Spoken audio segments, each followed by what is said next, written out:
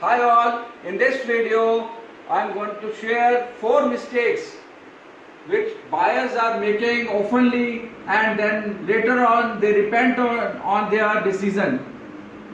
This is episode number 4 from A to Z Marketing Trends Real Estate Agency, established in year 2014, and these 4 mistakes are oftenly made by the buyers.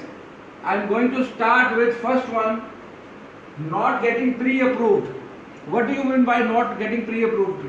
It is about mortgages, it is about home loans. Mostly people fall in love with the apartment before having the right picture in mind and right image in mind, that what loan limit he will be getting and what would be his monthly budget. Later on they find it is heavy on their pocket and they could not able to buy the property, and surely it hampers their decision and their mind. Second, not seeking right advice from the experts. They Google so many things. As a buyer you have an option of going to the internet, but for home buying process you need to hire a professional. In my last video I have already told you about the real estate profession, how to find it, to whom you should seek the advice, what kind of realtor you should hire. Third, not able to see the past history of the house. Most of the buyers go for the eye candy.